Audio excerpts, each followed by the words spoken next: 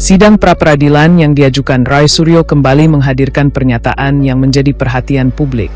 Di hadapan awak media usai persidangan, Roy menegaskan bahwa langkah hukum yang ditempuhnya bukan bentuk pengkhianatan terhadap rakyat, melainkan upaya memperoleh kepastian hukum atas status tersangka yang disematkan kepadanya. Kami menyayangkan ada yang kemudian membaca ini dengan salah.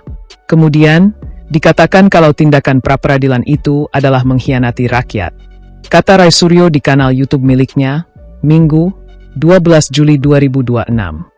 Roy Suryo menjelaskan bahwa setiap warga negara memiliki hak untuk menguji sah atau tidaknya proses hukum melalui mekanisme pra-peradilan. Menurutnya, penggunaan hak tersebut merupakan bagian dari sistem peradilan yang dijamin oleh undang-undang, sehingga tidak sepatutnya dipersepsikan sebagai tindakan yang bertentangan dengan kepentingan publik. Katanya kami tidak berjuang untuk rakyat. Katanya kami itu malah justru akan membuat kerjasama dengan oligarki, bahkan dengan pihak dari Tembok Ratapan Solo, ujar Roy Suryo yang kesal. Dalam kesempatan yang sama, Roy juga mengingatkan masyarakat agar tidak mengabaikan hak-hak hukumnya sendiri. Ia menyampaikan bahwa masyarakat tidak boleh bersikap pasif ketika merasa terdapat proses hukum yang dinilai tidak sesuai prosedur.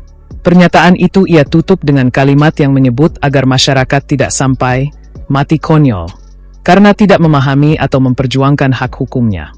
Tapi kita juga jangan sampai mati konyol karena kalau kita masuk ke persidangan asal konyol, maju, tapi ternyata kita bersiap dengan apa yang terjadi, maka itu namanya mati konyol, katanya.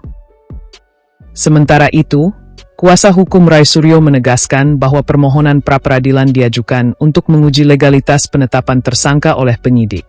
Menurut pihaknya, seluruh dalil yang diajukan akan dibuktikan melalui proses persidangan sesuai ketentuan hukum acara pidana. Di sisi lain, pihak termohon dari kepolisian menyatakan akan memberikan jawaban terhadap seluruh argumentasi pemohon dalam agenda persidangan berikutnya. Majelis hakim selanjutnya akan memeriksa alat bukti dan mendengarkan keterangan dari kedua belah pihak sebelum menjatuhkan putusan.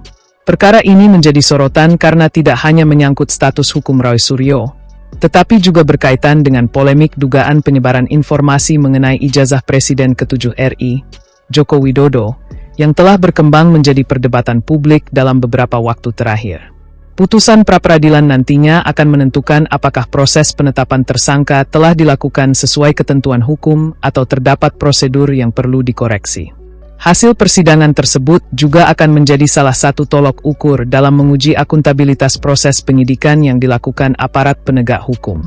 Dengan agenda persidangan yang masih berlanjut, perhatian publik kini tertuju pada pembuktian dari masing-masing pihak. Majelis hakim diharapkan dapat memberikan putusan berdasarkan fakta persidangan dan ketentuan hukum yang berlaku.